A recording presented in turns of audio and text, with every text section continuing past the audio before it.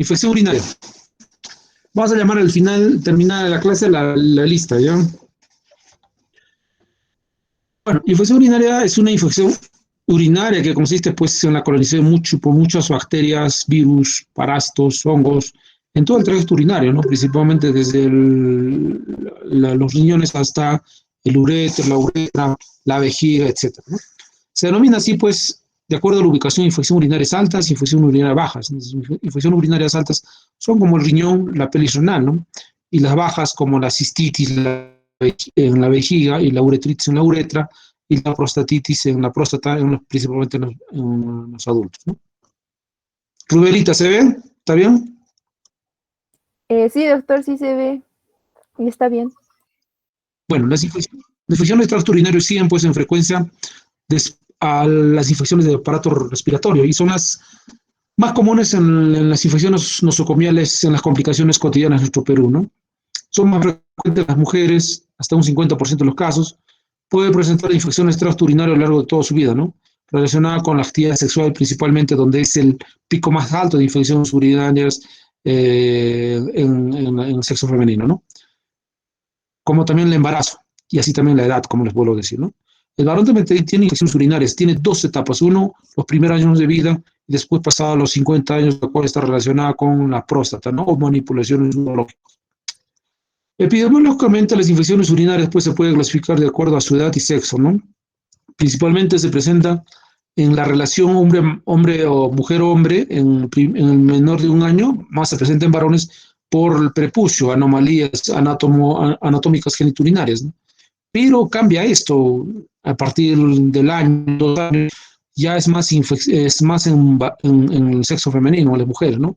Por ejemplo, las mujeres en edad fértil, a partir de los 16 años, empieza en una relación de 20 a 0.5 mujeres, ¿no? Porque inician sus relaciones sexuales o el uso de diafragma o preservativos, etcétera, ¿no? O lubricantes, etcétera, etcétera, etcétera. Y en los pacientes mayores de 65 años casi la relación es equiparada, ¿no? Tanto varones y mujeres.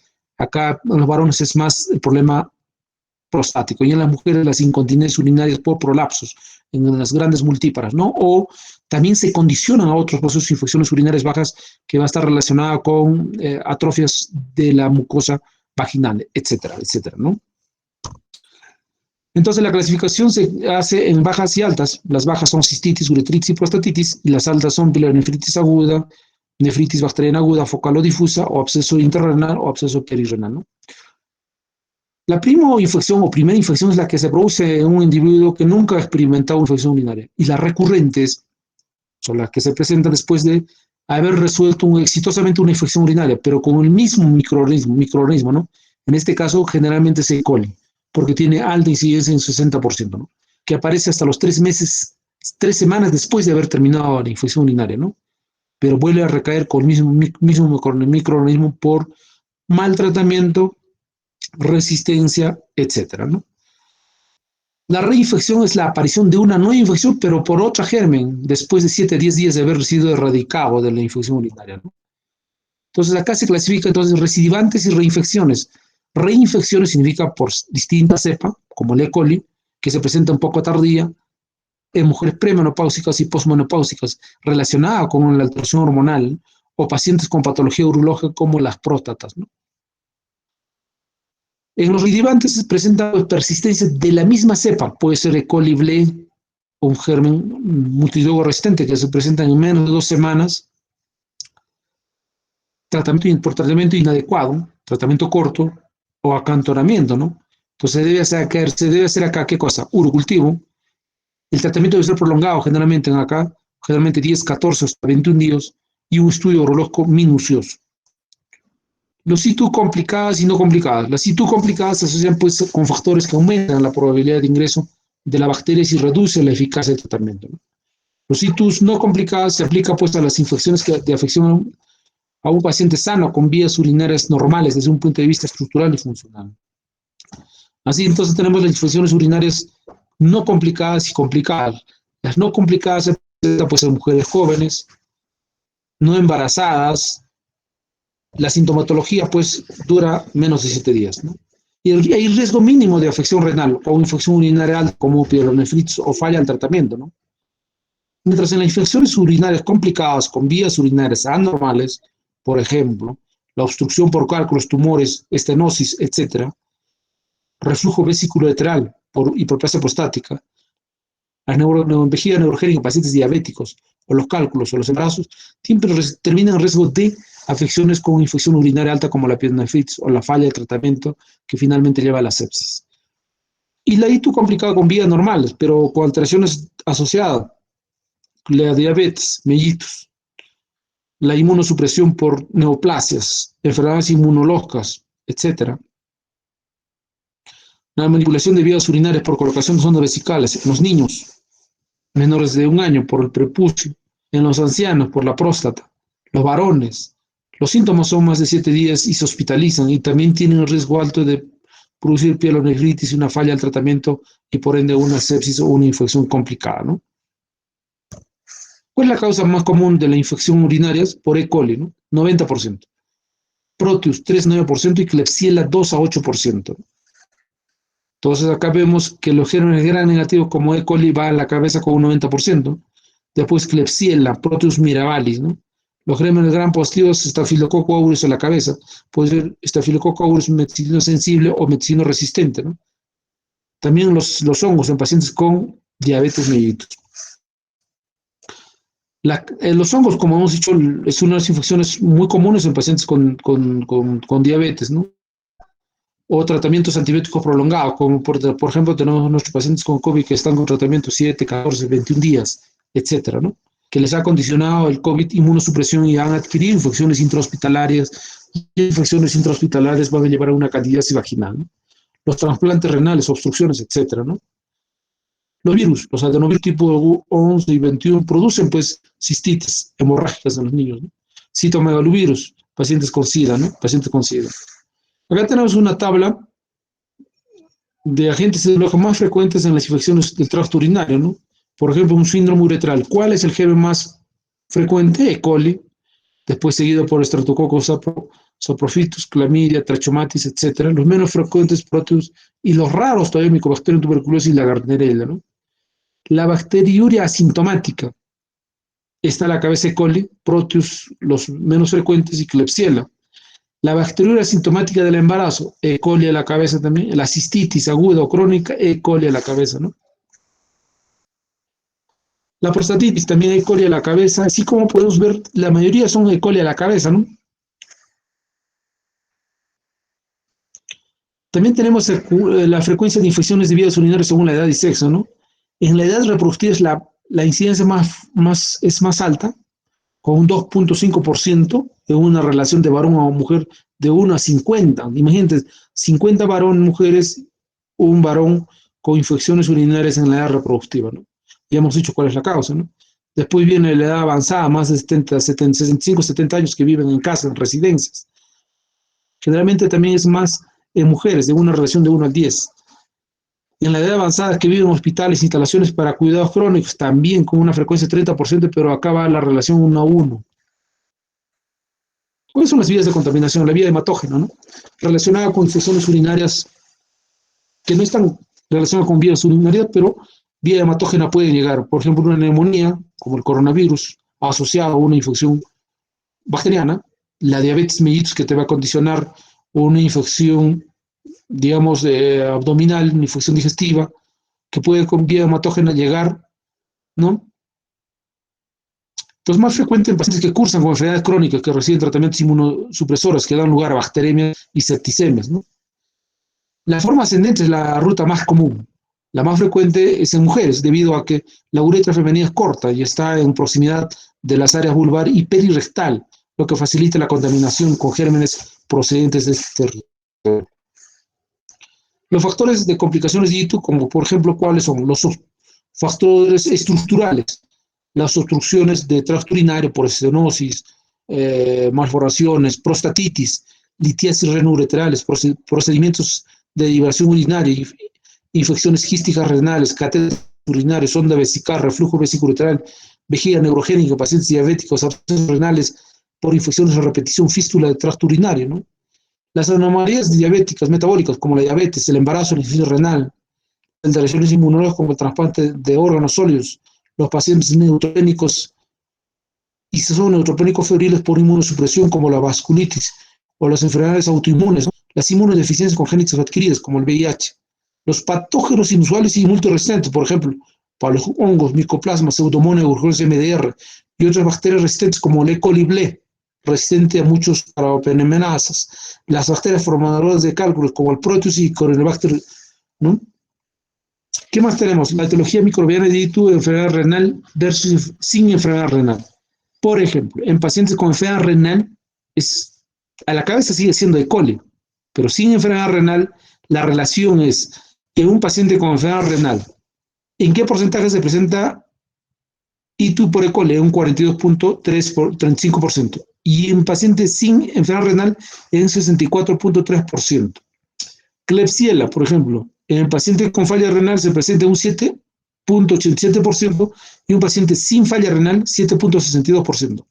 Pseudomonas aeruginoso puede ser MDR 6.85 en paciente con falla renal y 4.99 en pacientes sin falla renal. Entonces vamos acá a la relación de un germen en relación de un paciente con falla renal y sin falla renal. ¿Cuáles son los criterios diagnósticos? Son clínicos, lógicamente, y después confirmamos y consensuamos con análisis laboratorial. La clínica sigue siendo para la disuria, dolor al misionar, las urgencias misionales, la policuria, incluso la noche misturia, tenesmo vesical, hematuria, dolor suprapúbico, fiebre y escalofríos, ¿no? También las náuseas, vómitos, dolor abdominal, diarrea y taquicardia.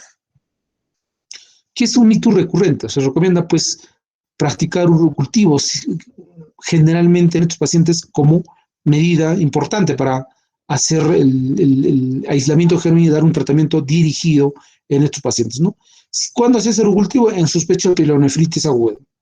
Síntomas que no se resuelvan o que reaparecen en las 2 o 4 semanas siguientes a la finalización del tratamiento, ¿no? Y mujeres que manifiestan síntomas atípicos también. ¿Qué debemos hacer en un laboratorio en ITU recurrentes? El número de bacterias que se considera importante para el diagnosticar la infección urinaria, ¿no? Es evidente que los métodos de recogida y cultivo de orina, así como la calidad de las investigaciones del laboratorio, pueden variar, ¿no? En ITU no complicada, un análisis con tira reactiva es suficiente. En contraposición del microscopio urinario, que es una alternativa razonable, el análisis de orina para diagnosticar una cistitis aguda no complicada, ¿no? Incluso la clínica. La clínica es más sencilla que incluso que la tira reactiva, es no complicado. ¿Cómo es el diagnóstico? Primera intención siempre es urocultivo en pacientes con ITU alta. Los métodos de recolección es el primer chorro, pero el chorro medio de la emisión en forma limpia, o un cateterismo, o la punción suprapúbica, ¿no? La orina debe procesarse de inmediato o mantenerse refrigerado a 4 grados, ¿no? Y cultivarse dentro de las primeras 24 horas. Tomar antes de iniciar el tratamiento es importante porque nos va a dar un falso negativo o nos va a dar un cultivo negativo. No se va a poder aislar el germen porque ya se bloquea, ¿no? El aislamiento de los gérmenes después de haber iniciado el tratamiento que se realiza el cultivo, ¿no? El objetivo es, antes de iniciar el tratamiento, debe hacerse un cultivo pensando en un ITU alto o ITU complicado, ¿no? O que tenga infusión urinaria con comorbilidades. En este caso puede ser un ITU recidivante o un ITU recurrente, ¿no? Entonces, ¿cómo hacemos la interpretación del urocultivo? Una punción suprapúbica, encontramos cualquier crecimiento de bacilos gram negativos, el diagnóstico es positivo, porque la punción suprapúbica es aséptica, con mínimo de contaminación, y pues hay que darle, si encontramos cualquier crecimiento de bacilos gram negativos, sea 5, 10, 15, 50, como positivo, iniciar el tratamiento. En cateterismo vesical, si encontramos más de 50 unidades formadores de colonia, el diagnóstico positivo, pero si encontramos 10.000 a 50.000 unidades formadores de colonia, infección probable según patógeno y cuadro clínico, pero si encontramos menos de 10.000, infección poco probable, y si no tiene clínica, pues no hay infección. Si hacemos el método de la mitad de la micción, el chorro y el primer chorro urinario, el primer chorro matutino y la mitad de la micción, si encontramos más de 100.000 unidades formadores de colonia, infección probable si es que hay clínica. Si encontramos 10.000 a 100.000, es dudoso, ¿no? Y si es menos de 10, menos probable. Y si no hay clínica, tampoco es infección urinaria. ¿Cómo debemos hacer el tratamiento? Debe ser tratamiento empírico, mientras se hace el proceso de cultivos, o es una infección urinaria baja, el tratamiento empírico relacionada con la epidemiología o la casuística de nuestra localidad de los gérmenes que se presentan, ¿no? El espectro y el patrón de sensibilidad de los uropatógenos de acuerdo a la etología, como decimos. La tolerabilidad es importante, el paciente sepa tolerarlo, que se adhiera bien al paciente y que cumpla bien el paciente, y eso es importante con el nivel cultural del paciente. Los efectos adversos de cada medicamento es importante, ¿no? Por ejemplo, muchos de los medicamentos como los cefalosporinos pueden producirnos alergias, o como algunos medicamentos nos pueden producir procesos inflamatorios gástricos, ¿no? El costo es importante también, el costo. No es igual un ciprofloxacino genérico que cuesta 20 céntimos versus un Siria que cuesta pues, 5 soles. O la disponibilidad también no es igual, ¿no? Por ejemplo, tener medicamento como la micacina para un E. coli o por una infección urinaria versus un ertapenem que no lo tenemos y cuesta carísimo, no es igual, ¿no? Entonces es importante la disponibilidad del medicamento. ¿Cuál es el objetivo? Pues el objetivo es aliviar los síntomas, prevenir riesgos de infección, disminuir riesgos de complicación. El tratamiento pues empírico según la edad y los factores de riesgo. El control clínico a las 48 horas después de iniciar el tratamiento y ajustar de acuerdo al antibiograma encontrado, ¿no? ¿Cuáles son las medidas generales? Siempre la analgesia, pero no abusar con ibuprofeno, ¿no? El plan, la clave del éxito es abundante hidratación.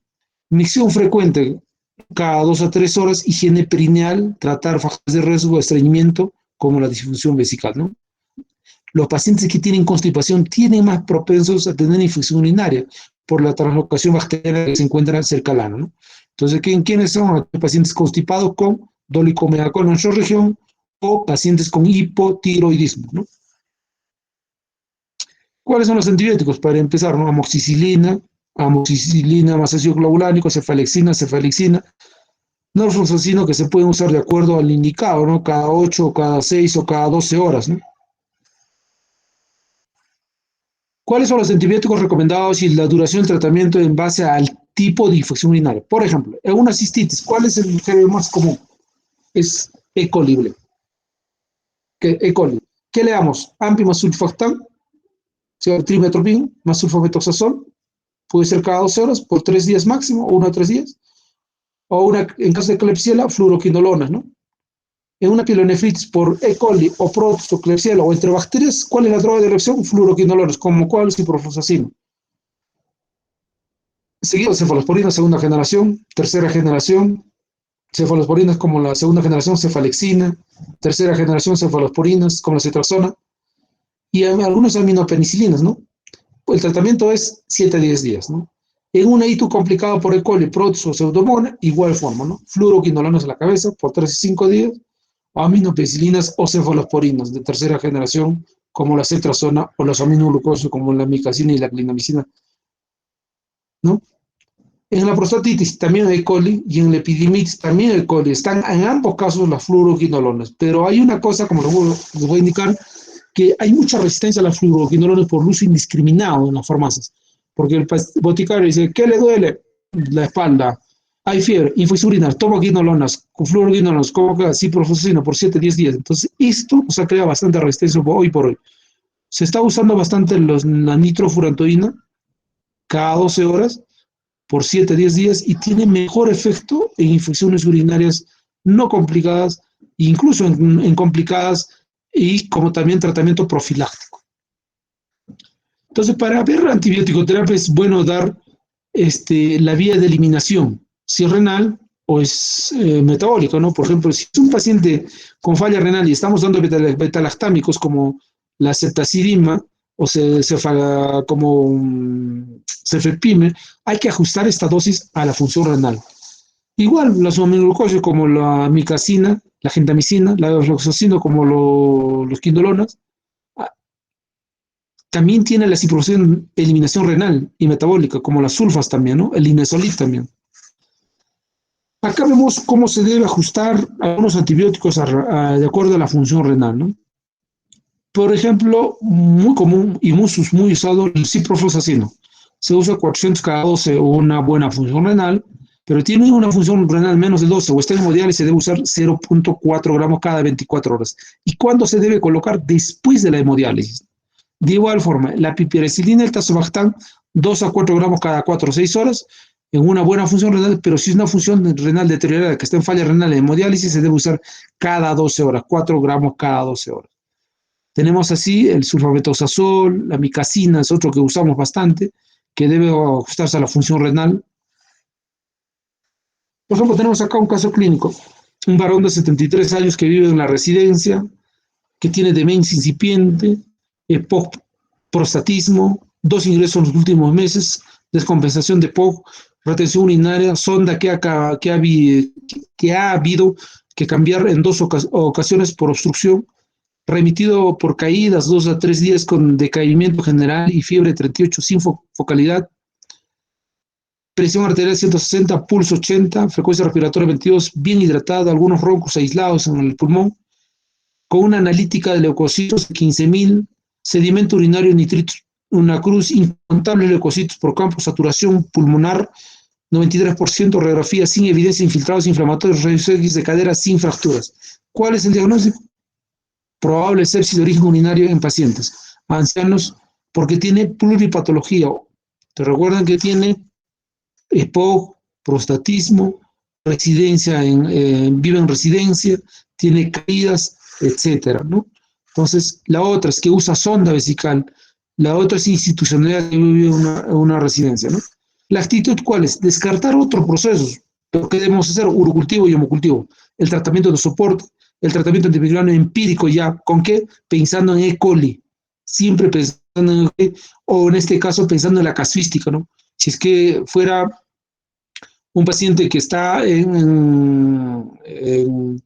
que está recibiendo antibióticos de amplio espectro, entonces pensar en otros gérmenes resistentes como E. coli ble, pensar en Pseudomonas MDR, etcétera, etcétera. Entonces, a considerar siempre la teosis, ¿no? La epidemiología local, los antimicrobianos previos, resultados de cultivos previos, el evento oral o parenteral, ¿no? Subsecuencialmente, pero en este caso, pensando en este cuadro séptico, piperacilina más tazobactam o carbapenems, o septacilina o astrenam más ampicilina, o menos ampicilina. En pacientes con bajo riesgo de insuficiencia renal, aminoglucósidos o ampicilina. Si es un meticilino resistente o un SARS, o sea, estafilococo meticilino resistente, vancomicina, ¿no? Tengo otro caso clínico acá, esto les voy a dejar como tarea para que ustedes lo vean en casa y me lo manden. ¿Cuál es el diagnóstico y cuál es el plan de este caso clínico? Es un varón de 69 años, tiene diabetes tipo 2, intervenido de carcinoma de colon hace 2 años, hipertrofia benigna de próstata, infección urinaria hace 2 meses tratada con ciprofloxacino por 7 días, acude a urgencias por fiebre de 39, con disuria intensa y malestar general de 24 horas, con una presión de 85-90, está chocado, con una frecuencia cardíaca 92, taquicárdico, palidez cutánea, tiene glucosa de 215, recuerda que es diabético, la creatinina está en 1.9, los leucocitos 19.000, la orina con nitritos y leucocitos 15 leucocitos por campo. Entonces, eso, el plan, ustedes me lo van a tener que decir, ¿no? Tienen esta tarea para que me lo desarrollen hasta el día lunes, ¿ya? Bueno, chicos, creo que terminamos la clase lo más rápido posible. ¿Alguna